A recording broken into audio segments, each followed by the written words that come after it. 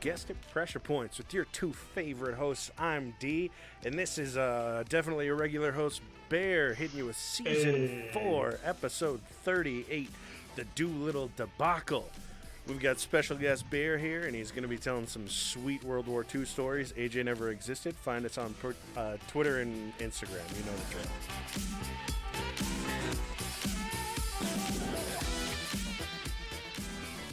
Oh, welcome back, man. It has been a while. It's been too long. Yeah. And well, actually, yeah, you were here just last week, definitely.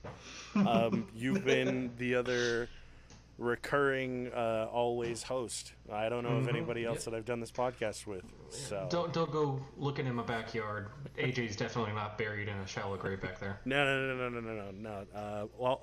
I'll clear that part out. I'll figure out how to edit stuff. You're good. You didn't incriminate yourself. Yeah, man. So what's been new? You graduated. Congratulations. I did. Cum laude. Yeah. There you go. Surprising. I did not expect that. Good job, man. Yeah. Fantastic. So, yeah, it's still working on trains. Still digging that historical shit. You talked a little bit beforehand, and yeah.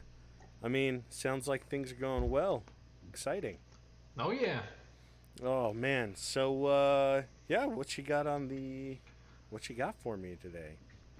So usually, y'all do all this weird, abnormal stuff that's not really talked about. This one, not, it's relatively unknown, but most people in the military community know about it. Okay. It played an important role in World War II, and especially World War II history. It's called the Doolittle Raid. Okay. And for me, the way I like to call it is it's basically America's middle finger. The whole thing started, of course, on December 7th, 1941, when Pearl Harbor decided to bomb the living crap out of our naval yards in Pearl Harbor. Okay. Yeah, right. So this is one of... Is it like when the U.S. very first got involved in the Pacific, I'd assume? This is our first win. Oh, okay. All right. This is our first win, and in all honesty, I couldn't see any other country doing it because of how idiotic and reckless and stupid it was. And it still worked. Such an American approach to World War II. But, I mean, it was just kind of, that was kind of the expectation from the Yanks at the time. The amount of things that could have gone wrong are astronomical, and it makes my brain hurt when I think about it. From the military powerhouse in the Western Hemisphere. God. So basically what happened was Pearl Harbor gets bombed. We lose a big chunk of our Pacific fleet. Luckily, the only thing that mattered was our aircraft carriers, and they were gone. They survived. And almost immediately, America was sitting down going, okay, how can we give Japan a bloody nose? They came over here, punched us in the gut. How can we hit them in the dick? Yeah, and really and so the idea really started catching waves when FDR introduced the idea of bombing Japan's homeland, the main islands of Japan, not any of their military bases, thousands of miles away, not in China, but mainland Japan. Oh, okay. And he discussed this with the Joint Chief of Staff on December 21st, 1941. So, like I said, almost immediately after Pearl Harbor, we were thinking about what we should do. Yeah, essentially just like immediate retaliation was on the forefront of...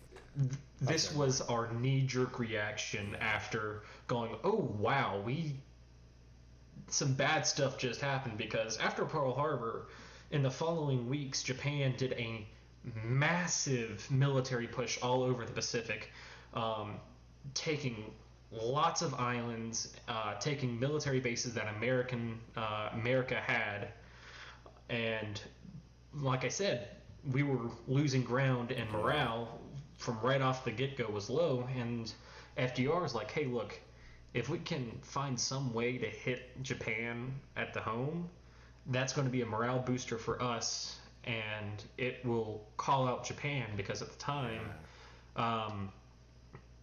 Emperor Hirohito and his generals had been saying, our homeland is secure. No one can get to us. No one can hurt us.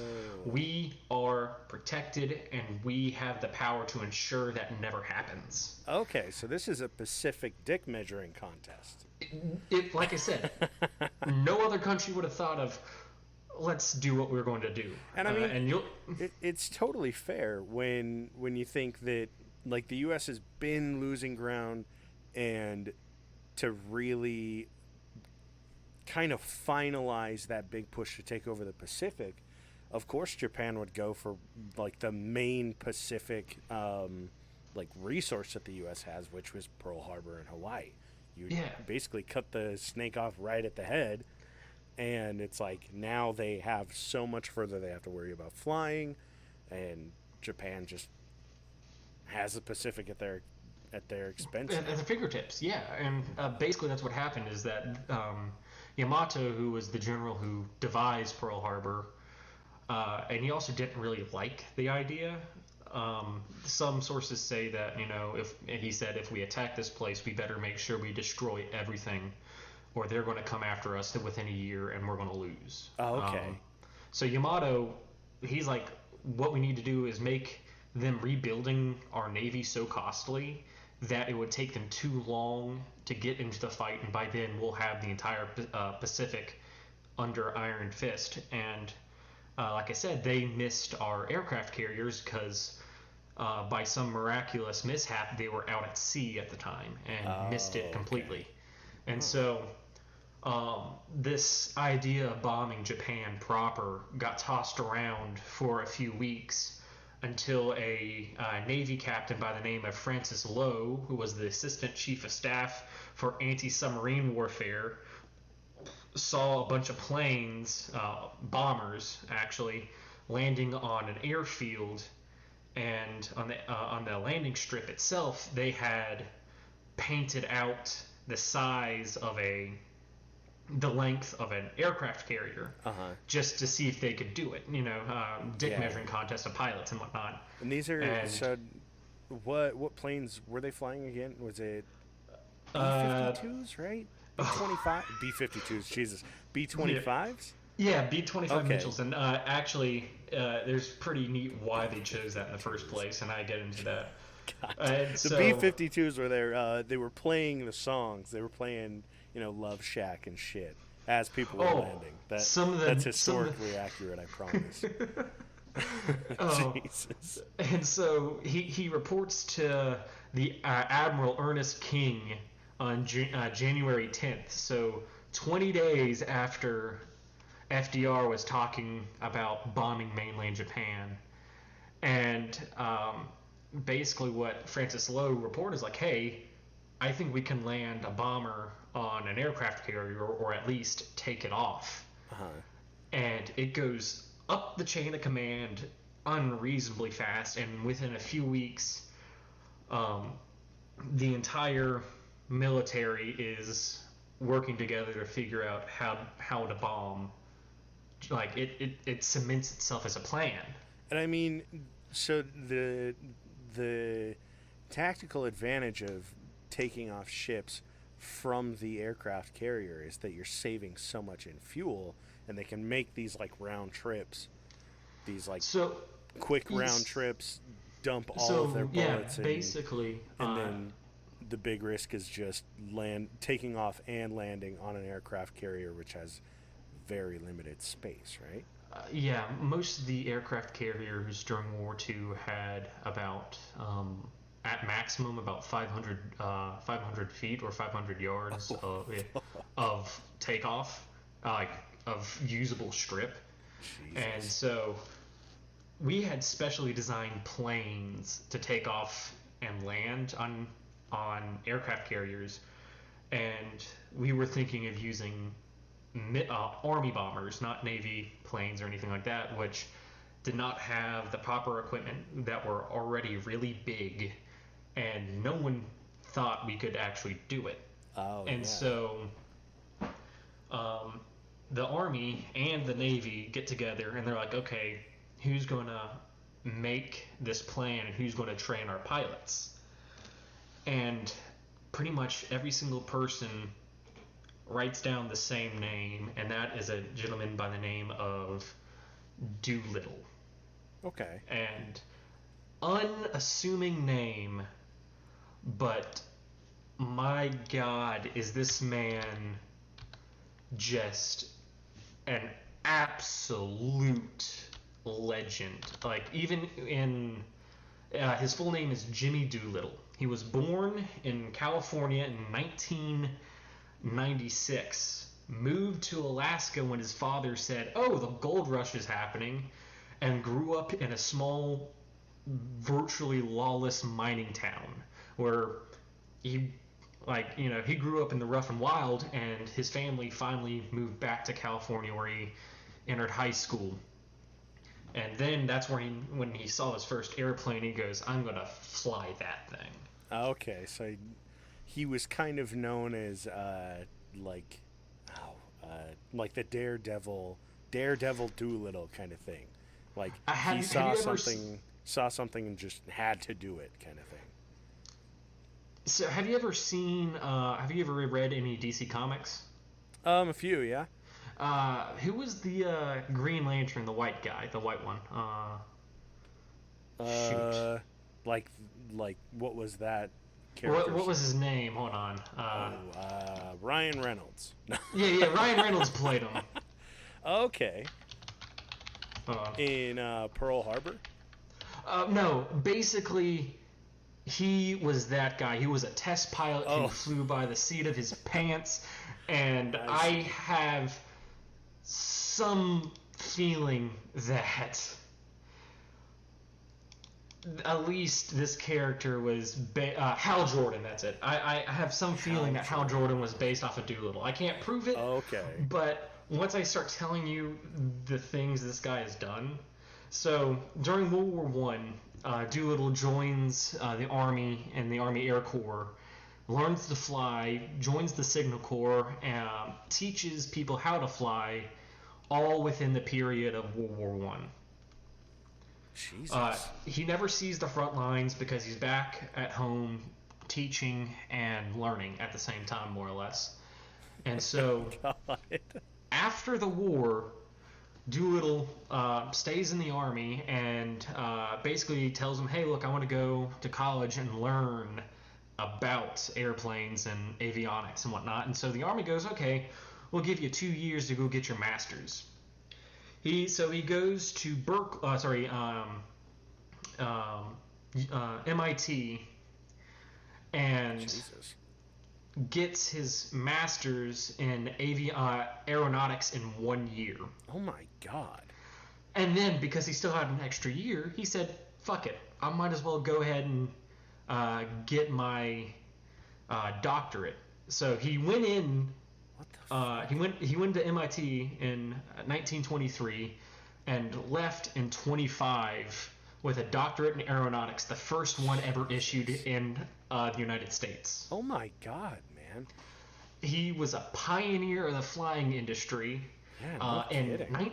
In 1931, he won the first Bendix Trophy, which was a race from California to Cleveland. He won it, flat out. Oh my God. He flew it in 12 parsecs, right? Yeah, more or less. And in 1 year later, he set the high-speed record for land planes at 296 miles an hour. Jesus Christ. So the guy, like, his plane is just an extension of his body. Like, the guy knows planes like the back of his hand. Oh, I'm not even done yet. Oh my he God. pioneered instrumental flying, which basically means while he was during his time as a pilot, he realized that G-forces and everything messes with your perception, and so he started his master's dissertation and part of his doctorate stuff was talking about how to fly with instruments only. So let's say you blacked out your window and you're flying, he could fly the plane just by looking at the instruments that he had. Jesus. He pioneered that and then started teaching that to pilots during World War II to help them fly in night and fog and rain and the whole 9 yards. Oh my God. Just literally flying based off of, like... Controls. Yeah, like controls and your own orientation. Holy shit. He basically said, don't trust your senses, don't trust yourself, trust the controls. Damn. Good Lord, man. That's some impressive shit. And so they hire him on and say, hey, look, we want you to plan the mission and train our pilots to do this. Doolittle said, okay, I'll do it. And then about 3 months into the whole ordeal, he walks into his superior officer and goes, I want to lead the mission. Oh, wow. So no longer just planning and training, he wants to be the first man off the boat in the plane. Jesus. And his boss, trying to not sound like the asshole, goes, hey, look, go talk to your other superior. If he says yes, you're good. Go ask Doolittle, Mom. Basically, and so Doolittle smells something. He's like, I better sprint to this guy's office. And Yeah, as soon as he shuts the door, he makes a beeline for the other superior officer. He gets in there and goes, hey, can I lead the mission? Other guy said, if you say yes, I can. Guy's like, yeah, sure, go ahead. I don't care. And then the phone rings. Yes! Not even joking. As Doolittle is shutting the door, the gentleman picks up his phone and goes, what about Doolittle?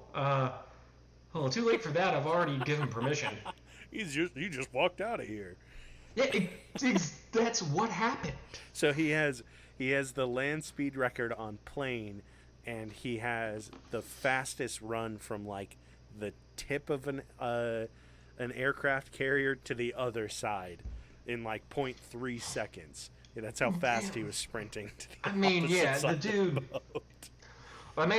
The man was determined, to say the least. So once planning is underway, they have three main things to look at. First off, where are they going to hit Japan? Mm-hmm. Where are they going to land? And what plane are they going to use? And so the first thing they start doing is looking at planes. And this is all happening in about a span of 3 months. This is not some short, this isn't like a year later. This is about 3 months after the whole thing starts. And I mean, like, which sounds like a long time, but when it comes to all of the logistics of everything that's going on to find somebody that can lead a crew, to get that crew together, to figure out how the fuck you're going to land on an aircraft carrier, what planes you use. 3 months is not a lot of time to plan all that shit. And to train them, basically, Doolittle's like, he looked at his guys and went, okay, yeah, we'll do this. This is going to be fun. And so they start looking at Army bombers. So Army bombers are different from naval bombers. Naval bombers, they have wings that can fold up. They're shorter range, so the distance they can fly is shorter, and the bomb load they carry is smaller because they aren't designed to fly 2,000 miles and for whatever reason. Land, more or less. Exactly. Yeah. They don't have anywhere they can touch down. And so, they go, okay, none of the naval bombers will work. What bombers can we use? And so they narrowed it down to 4. The first one, as you said earlier, and you guessed correctly, was the B-52 Mitchell, a brand new bomber that had not been tested in military combat yet. Okay. The B-26 Marauder, which was a bigger plane with a much wider wingspan. The B-18 Bolo and the B-23 Dragon. And basically it was a close race, but the Mitchell won out because it was small. The wingspan was much smaller than any of the other planes, and basically they're like, this gives us more planes on the boat. Because of that smaller wingspan, we can fit more bombers on this aircraft carrier, so we can bomb the shit out of Japan even more. Yeah, so that they ensure the The dick measuring is concise and exactly understood. Like they go, we're not measuring in centimeters or millimeters. We're taking it to a 64th of an inch. We are measuring it in inches. Imperial 64th inch. Like this is we're getting technical with this dick measuring contest. We're measuring in imperial units because that's the only one that made it to the moon. And so Jesus. And so they start they start figuring out where they're going to get these bombers from. They're not just going to build whole new bombers for this mission alone. And so they go and they decide on the 17th Bomber Group, which had experience with the 8th Air Corps, which the 8th, the mighty 8th could have its own video, its own podcast, its own movie, Jesus. Because it was more dangerous to be on a bomber with the 8th than it was anywhere else. Oh, the 8th had the highest casualty rates out of anyone in the war. Jesus, just because of like the maneuvering and everything they had to do, or because they did bold-faced day bombings in Germany. God. Okay. Jesus. And this wasn't even when Germany was weak. This is when their Luftwaffe was at its prime. God damn. So a lot of stupid shit happened with the 8th, and maybe we'll do a video on them one day. Yeah. And so they don't pull people out. They recruit. They ask for volunteers, and they end up getting 20 bombers, and they heavily modify them. They removed the lower gun turret. They installed de-icers to help prevent freezing while flying. They reinforced hull plating in very specific locations. They removed the radio because it was too heavy. God damn, they're just going bare bones, high armor.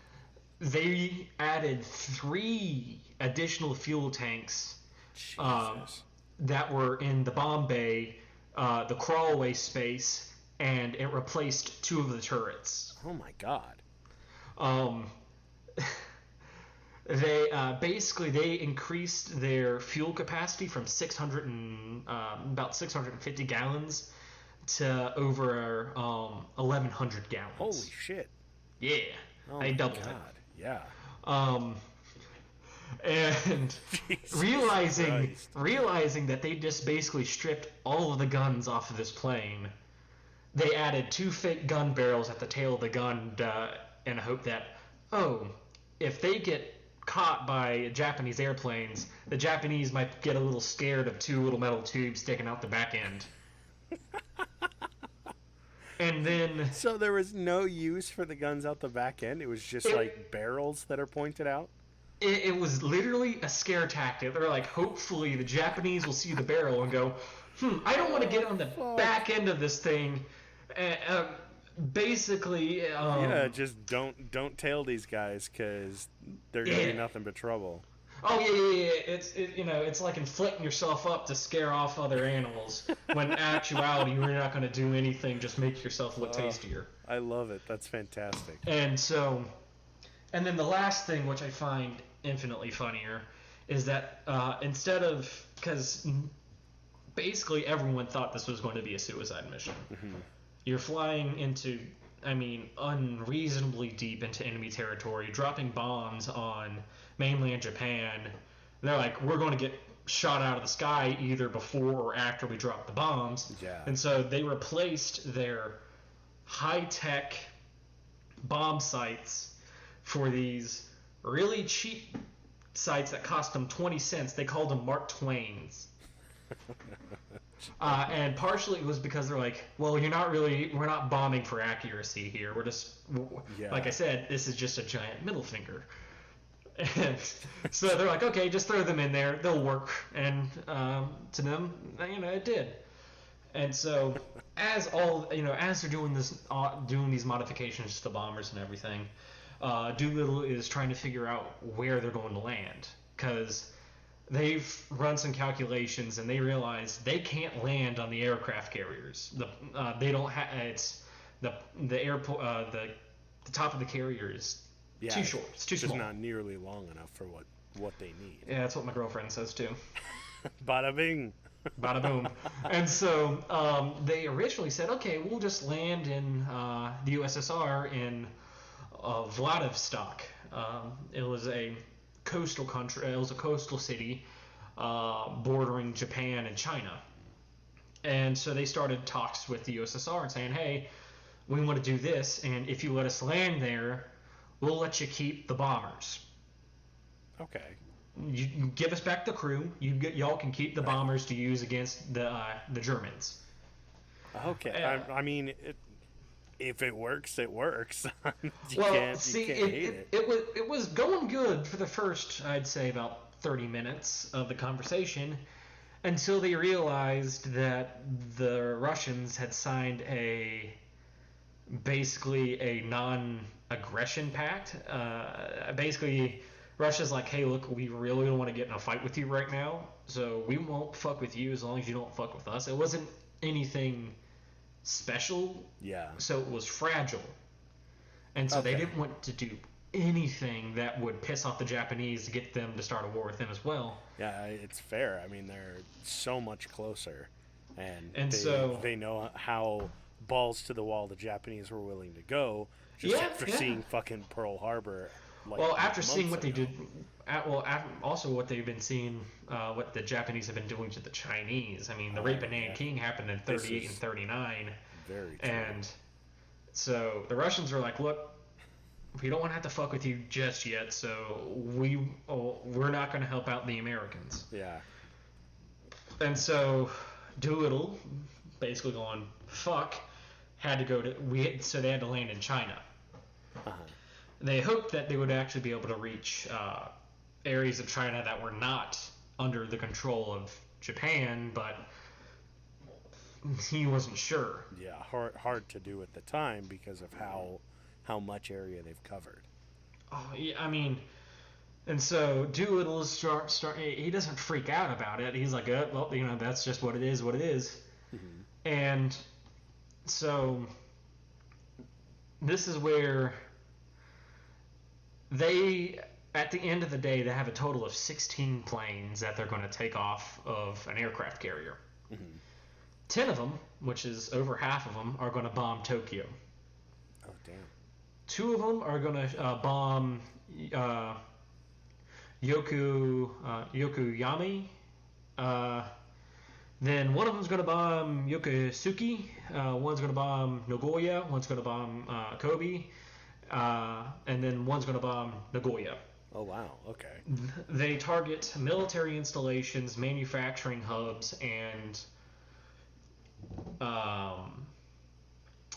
weapons depots. Oh, okay. Yeah, makes sense. Yeah, so basically Doolittle and his team are like, hey, don't target civilian targets. We're just here to fuck up their military infrastructure. Give them a bloody nose, show them how it feels almost. Yeah. And so they were each given several specialty 500-pound bombs that were high explosive. Then the real surprise that they had in store was an incendiary bomb. It was a cluster bomb. So basically, it was a giant cylinder that, when dropped at a certain altitude, would pop open, dispersing a bunch of smaller, I'm going to assume, white phosphorus explosives. Jesus Christ. And basically, this would be a prelude to the firebombing that America would do to Japan, because Japan's infrastructure was basically wood and paper houses. Yeah, God. And so they're like, their factories are going to be made of brick, but if we can start a fire around it or something, their military installations, they're not going to be brick, they're going to be wood and paper. So incendiary, great choice in their minds. God damn. And so on April, the USS Hornet, an aircraft carrier, leaves California with a very small escort dubbed Task Force 18, and they sail out to sea. The Japanese, they have their spies, and they catch wind of it, but they don't really think much about it because, it's just, they're just transporting military, they're just transporting airplanes. No one's dumb enough to take a bomber off of a... Nobody could be that stupid, right? Yeah, exactly. And so, as they're sailing, they meet up with the USS Enterprise, dubbed Task Force 16. And at this point, when they meet up, they have a total of 16 ships, only 2 of which are oilers, which are basically traveling gas tanks. Mm-hmm. And they sail off in complete and utter radio silence. Oh, wow. And they had 2 aircraft carriers, the Hornet and the Enterprise, which were sister ships. Same design and everything, just different names. 3 heavy cruisers, 1 light cruiser, 8 destroyers, and like I said earlier, 2 fleet oilers. If that fleet, or if that task force was spotted and engaged,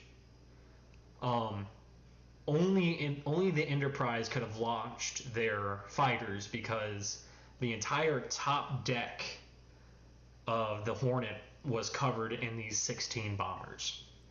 Okay. So basically, if the Japanese at any point notice them, they're fucked. Yeah. And then there goes the majority of our remaining Pacific Fleet, and there goes 2 of our carriers. Yeah, and I mean, which would cripple us. Of planning and work too. If they got caught or if they got sunk, the war would have been much longer for us, much harder.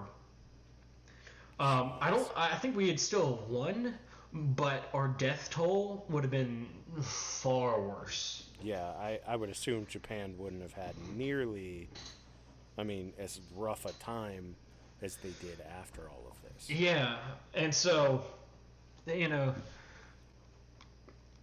on the 17th of April, the 2 oilers refuel the task force one last time and then nope it the fuck out because they're already a couple hundred miles inside Japanese territory. Damn. So everyone is high-strung to the extreme. They have watchmen around the clock. They have someone glued to their radar and sonar 24/7 looking out for any scout vessels or any submarines that might be out there. And no kidding, the next morning, the Enterprise and the Hornet pick up something on their radar. Within about an hour, around 8 o'clock, it comes into visual range. It's a little wooden fishing boat that has the American flag, the Japanese rising sun flying. Oh, God. And, oh, no. And so, one of the destroyers, I think it was the USS Nashville, basically just opens up on this converted fishing boat. God damn. Instantly crippling it. The captain of the vessel commits a seppuku, and they only get 5 sailors, I think, out of the crew. Jesus. 5 or 3, something like that.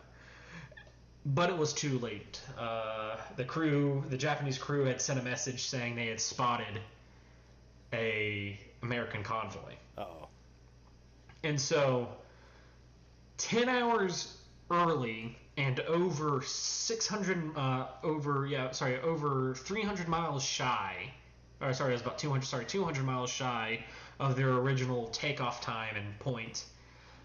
Doolittle basically looks to the captain of the Hornet and says, "We're fucking going. I don't care. It's now or never." Yeah, it's now or never.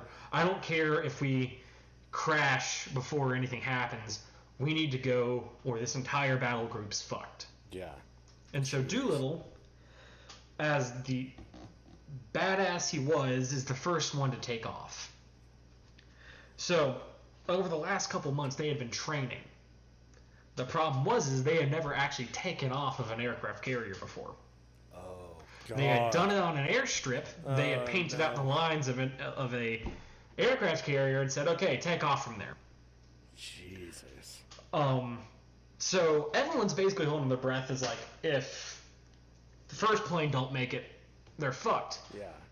Well, maybe not, because the first plane only had about 2/3 of the runway to take off of, because the other planes were on the rest of the airstrip. Oh, God.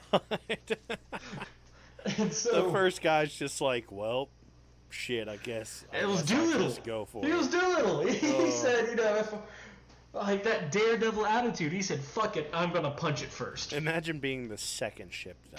The first ship, you're like, okay, Doolittle's got this. You're the second one. You still got basically the same amount of length Doolittle has, but you've got to be able to fly at the level he can fly. You're like, Jesus Christ. And so here goes. Yeah, exactly. And so basically the Hornet turns into the wind, puts the ship into full speed, basically trying to get the plane already up to speed before it's even taken off. And in choppy waters, Doolittle takes off, but barely. Yeah, just but after the that, little, like, drives off the edge, dips down, nobody hears a splash, and then all of a sudden he just flies. Exactly. Yeah, it was almost movie-esque, but a little less anticlimactic. Because actually, I'd say it was more climactic, because you actually didn't know if the plane would take off. Yeah, right. If you're in the theaters, you sort of know what's going to happen. Yeah, you'd be watching an American propaganda film. You're like, okay, yeah, they're definitely going to make it. That would be the real twist in a movie theater. You're sitting there, all of the planes fall into the water, and it just says, "No one survived trying to get off of this aircraft carrier." The end. What the fuck? This is the real horrors of war. How is this only a 30-minute movie? What the fuck? And so, they get off, and surprisingly, they get all 16 bombers off the Hornet in under an hour. Oh my God. So they one after the other, they are off. Jesus. And so they fly, and they didn't realize this. Well, they knew this at the time, but they were never positive about it. Was that the Japanese didn't have a radar system. They had basically spotters. That little vessel they had saw was one of them. They had hundreds of these ships spotting and calling back, and that was their early warning system. Oh my God. And like I said earlier, the Japanese, they said they couldn't get hit, but they expected the Americans to, think of it, but they didn't think they would be that far away from the mainland when they took off. Yeah. They expected them to be within 150 miles of the mainland. And so as these bombers make it onto the mainland Japan, they get real low as physically possible, and they just fly. They're basically flying over buildings and whatnot. Jesus Christ. Yeah, they're buzzing entire neighborhoods and cities as they fly. God damn, dude. And so as they're going, all the planes break off to their targets, and about 10 minutes before they reach the airfield, reach their areas, they book it upwards to get to prime bombing height. Yeah. And at this point, flak starts firing. And for those who don't know what flak is, it's basically a big cannon that they shoot upwards, and at a certain altitude, the shell explodes, and it's designed to take out planes. They're also called pom-pom guns and whole 9 yards. And so the Japanese opened fire, but of course no one was really expecting an attack, so there's not a lot of it.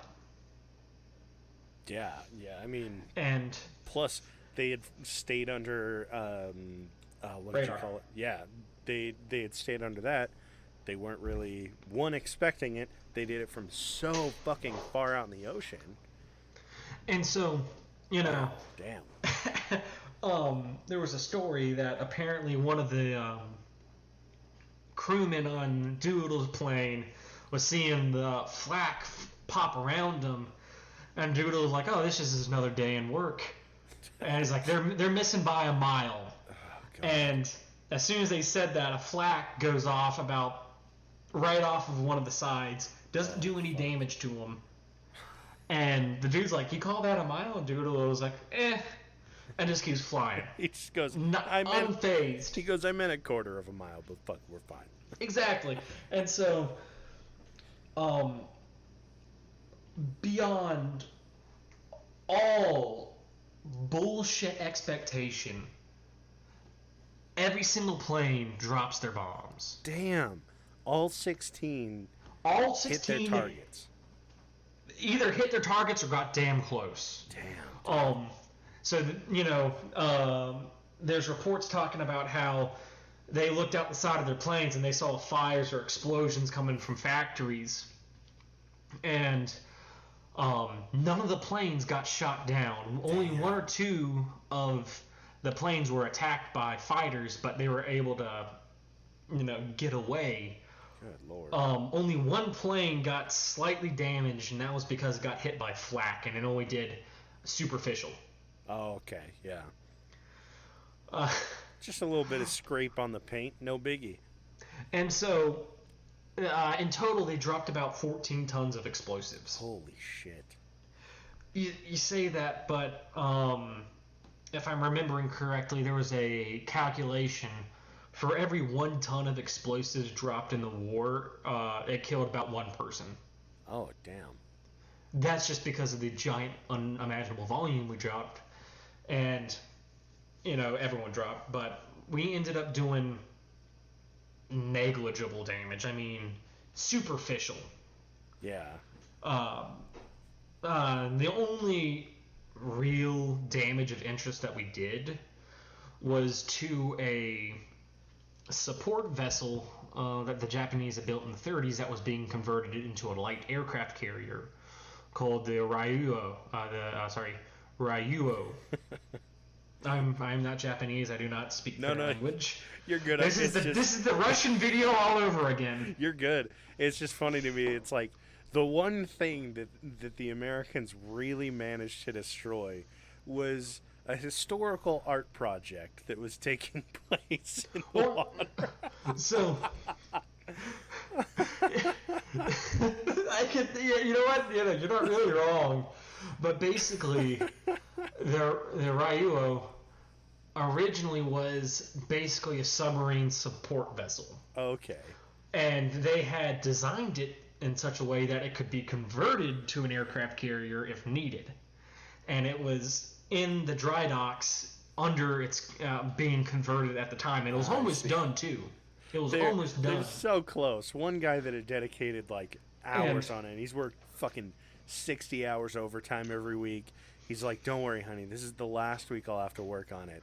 He goes home Friday night, wakes up Saturday morning, and they're like, "Yeah, it got bombed last night." He's like, "Are you fucking kidding me?" And it was one bomb. And it hit it in the worst place possible. It was one of the 500-pounders, and it landed on the starboard deck. Oh, God. So the ship could sail. The superstructure was fine. But no planes at all could take off, defeating the purpose whatsoever. This completely destroys its use. It's like this old Three Stooges episodes where you got this man going, "I finally finished my masterpiece," and then someone comes over and just breaks it as they're making a mad dash, because the Ryuo wasn't even a target. Oh my god, it was just, they saw it and like, there we go, that's what we need. That's fantastic. And so, like, you really couldn't write it up any better. Like, the only thing is, oh yeah, we were painting this large Japanese mural in the middle of the street of our dear emperor, and the only bomb that connected was right in the middle of his fucking face. Like, god damn it. You know, a bunch of these Japanese aircraft carriers had a big old red dot painted on the flight deck. Line that shit up. Damn. It's just asking for trouble. And I mean, it would be like if anybody tried to bomb the U.S. now. It's like, just aim for the literal target superstores. Like, fuck. Exactly. No, that's basically what it was. And so, here's a quote by Doolittle about the raid. The Japanese people have been told that they were invulnerable.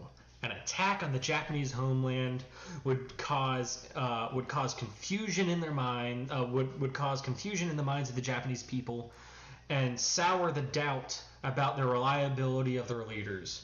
There was a second and equally important psychological reason for this attack. The Americans badly needed a win. Yeah. And through that they did. The problem is the way Japan was at the time. Casualty numbers are really hard to figure out. Yeah. I've seen numbers as low as in the 50s, and I've seen hold on, I got the perfect. So the Japanese, they're like, oh yeah, like I said, some numbers said in the 50s, some said in the hundreds. From the Hornets, the aircraft carrier, the USS Hornets, battle logs as they were sailing away from the attack, they intercepted radio broadcasts from Tokyo, and this is what it's roughly translated to. A large fleet of enemy bombers appeared over Tokyo this afternoon and caused much damage to non-military objectives and some damage to factories. The known death toll is between 3,000 and 4,000 so far. Jesus. No planes were reportedly reported shot down over Tokyo. Osaka was also bombed. Tokyo was reported several large fires burning.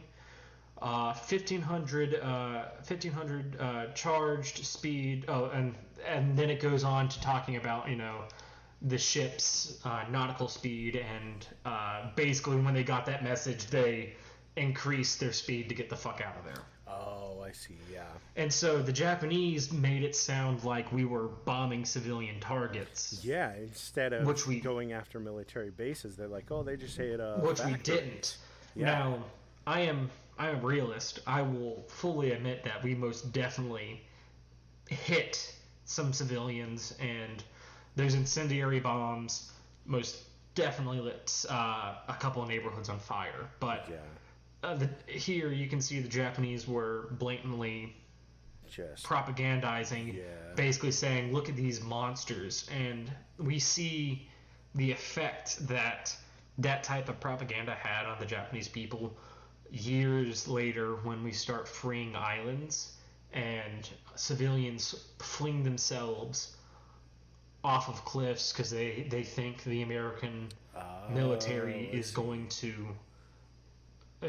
rape and eat them, essentially. Yeah, that they're just going to commit these atrocities against civilians because that's all they've really heard about. Exactly. And this, I feel like, is just a really good example of what happened, what would go on. And so after the mission, after the bombing, the bombers basically noped the fuck out, and they wouldn't even made it to the East Chinese Sea if it wasn't for a tailwind that picked up and basically carried them for about 7 hours. Jesus.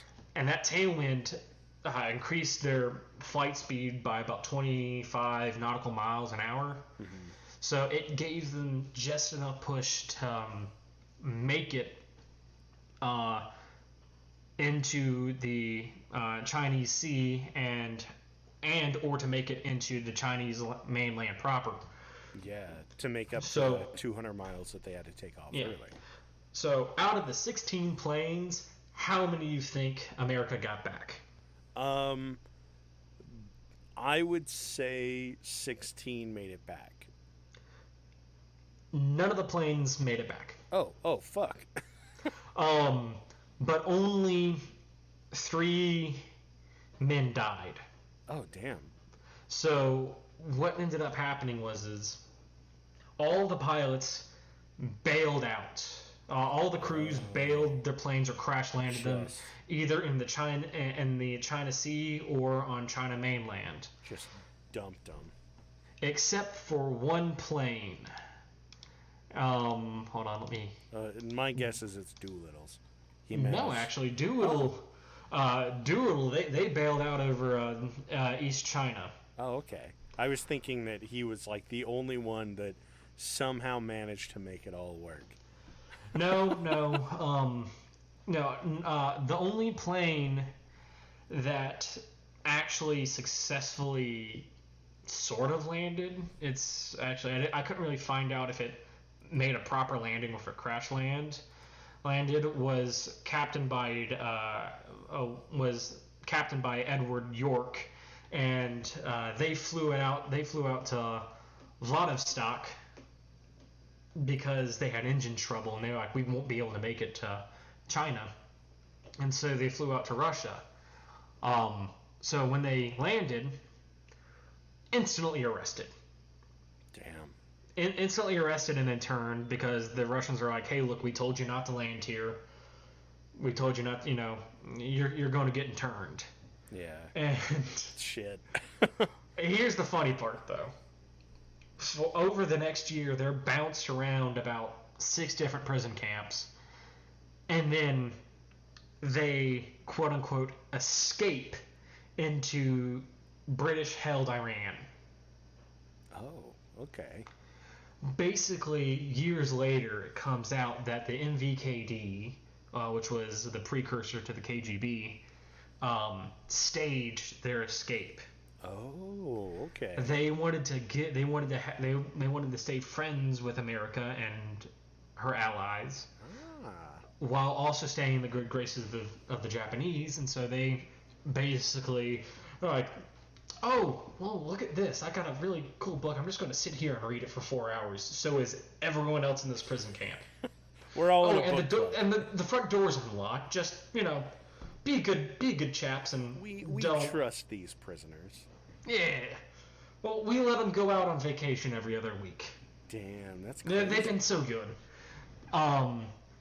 The rest of the planes, though, crashed in China or the China Sea, and sadly, 11 crewmen were captured. Well, damn. Sorry, 11 crewmen didn't make it back to America right off the bat. 2 crewmen died three crewmen died in a crash. They drowned. Then the other 8 men were captured by the Japanese military. These men were brought to Shanghai, where they stood trial for war crimes such as strafing civilian targets and endangering the emperor. Jesus. They would stay in prison camp for about a week. Oh. Several, they were beaten and starved, and then one day 3 of them were told to stand up. They walked outside, got in a car, drove to a cemetery, and then summarily executed via firing line. Damn, dude. The other 5 would be held in captivity, starved, beaten, and mistreated for the rest of the war until they were saved by Americans in the 1945. Jesus, that's crazy though. Like, No, I'm not done yet though, because when Doolittle crashed, he ended up landing in a rice field. He was the last one to jump out of the plane. He basically, he dumped his fuel. He whatever minuscule amount of gas he had left, he dumped it. He destroyed any papers that he had, and then set the plane to autopilot, and then, as he said, left the plane. He landed in a rice field that had been freshly covered in night dirt, which is a very nice way of saying human shit. God. And he was about waist deep in it. Fuck.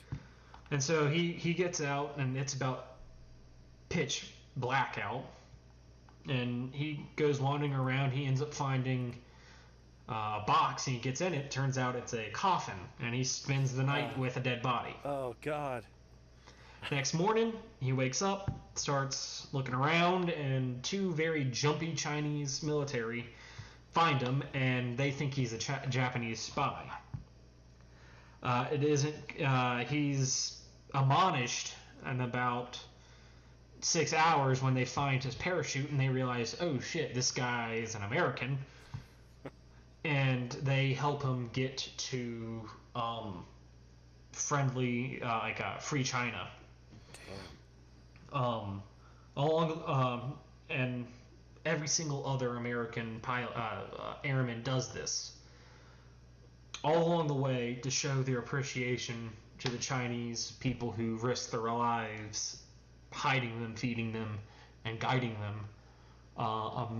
Many of these pilots and airmen would give trinkets to these Chinese freedom fighters and civilians, be it cigarettes, a jacket, a handkerchief, anything. Yeah, just to show any amount of appreciation. Damn. And they didn't realize how the Japanese would respond. Oh, fuck. In a period of 3 months, in an effort to capture Doolittle's crew, the Japanese killed 250,000 civilians. Oh my God. Just people they suspected worked with anyone US who soldiers. Remotely helped them, supported them, and who were in their way. Damn. In the beginning of this absolute, I'd just call it a shit show, several American preachers who were part of missionaries in China wrote down in their diaries the things they saw the Japanese soldiers do, and a lot of people compare this to the rape of Nanking on the level of brutality. Jesus Christ. This was a diary entry from a American clergyman, and it stated, "They shot any man, woman, or child, cow, dog, or just about anything that moved. They raped any woman from the age of 10 to 65, and before burning the town, they thoroughly looted it." Jesus. That's not even the worst things that they did. So, there was a couple of cities that they ended up just razing to the ground. Another entry by these pastors basically said there were drunk Japanese military walking around only in their loincloths, because Japanese soldiers didn't wear underwear. They wore these little wraps. Mm-hmm. Basically, if they found a Japanese woman, they'd just end up raping her. Jesus. And they would set civilians on fire. They would rape women and children in front of their parents. The Japanese had a penchant for rape. Good Lord. I mean, you really can't blame Russia for not wanting to fuck with No. Like I said, a fucking penchant for it. they had a thing called the bullet game. They would line up 10 Chinese men and shoot. And it was to see how many people the bullet would go through before it stopped. God. This went on for about 3 or 4 months, and like I said, by the end of it, over 250,000 people were dead. Jesus Christ. When Doolittle got back from the raid, he didn't realize, he thought it was a failure. He thought that the only thing he got back to some place that had an American communication center, basically said mission complete, bombs dropped, all 16 planes lost. And he thought, he goes, I'm going to be disgraced when I get back. I mean, he truly thought he had failed. Yeah. Which was the exact opposite. Basically, the next day, headlines said, America bombed the shit out of Japan. Our dicks is the biggest in the world. And at this point, I wouldn't blame them, because they pulled off the impossible at the risk of total military loss in the Pacific. Absolutely. And they were, like I said, there was no way to predict that the Japanese would have that type of response. Yeah, it's true. I mean, and so the effects of the Doolittle raid were quite literally almost instant. Basically, as soon as that happened, Yamato had warned the Japanese military and government, saying, hey, look, the mainland's not safe. America is going to be out for blood, and they're going to try to do it in the most spectacular way possible. We need to shore up our security at home. And no one really believed him. Or at least no one wanted to listen to him, because the Japanese military structure was cutthroat. It was, the Japanese military was absolutely cutthroat in the terms of generals. People would literally backstab each other and go against others' orders because they thought it would bring them bigger honor or give them the promotion. Damn. It was crazy. And so, it took hundreds and thousands of soldiers away from the front lines into the Japanese homeland, setting up anti-air guns, better defenses. They moved entire air divisions to Japan to make sure that this shit wouldn't happen again. Wow. And the second thing that happened was that the Japanese realized that they absolutely needed to take care of our aircraft carriers, which sped up their timetables, which set the stage for Midway, where America would eventually wipe the floor with them and completely turn the tides of the war. Yeah. And so, like I said at the very beginning, the Doolittle raid, while it's known, it's famous within certain communities. Mm-hmm. It isn't known by the general public, and especially not some of the finer details. Yeah, really though. And as just one little last thing, because I just think it's hilarious, bombers have nicknames sometimes. They'll paint it on the nose of the plane and everything. And some of these, not all the bombers are named, but a good number of these were, and let me just read out a couple of the names of them. Whirling Devilish, Fickle Finger Fate, The Avenger, TNT, Bat Out of Hell, and my favorite for no reason, just because it's hilarious, Ruptured Duck. That Ruptured Duck sounds like a and really good it was and the nose art was Donald Duck's head with and his neck with a bandage on it, and then two crutches and an X formation around it. Jesus Christ. Some of the nose art, one of my favorite things is nose art, because it's just so stupid and so great. That's fantastic. I love it. Ruptured Duck. Ruptured Duck. Too good. That's going to be my porn name. Yeah. I mean, I don't blame you. So I mean, anybody looking to see Bear's dick after we've talked about dick measuring contests, search at ruptured duck on Pornhub, and I guarantee this is a D guarantee you will see Bear's penis. So I got you guys. I'll go ahead and warn you now. It's not impressive, not in the slightest. Hey, I mean, it works. It does its job. Oh man, well it was fantastic having you back. Oh, Thank you so much, man. So fun to be on here.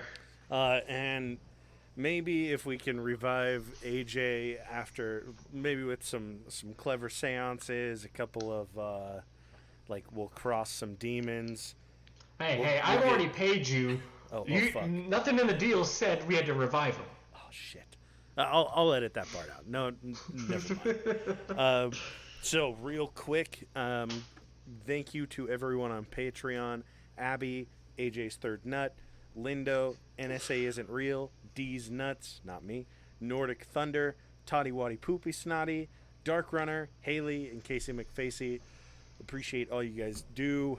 You, as AJ used to always say and will never say again, his famous final words, you guys keep the lights on, and it is appreciated. And, I mean, as always, Bear, it is a fucking pleasure having you on, dude. Oh, the pleasure is all mine. I mean, I love being on this show. It is always some sort of madness I'm going to get in with you guys. You are always welcome back, man. As usual to everybody else, find us on Instagram and Twitter at PointsOPressure, and we will catch you guys next week.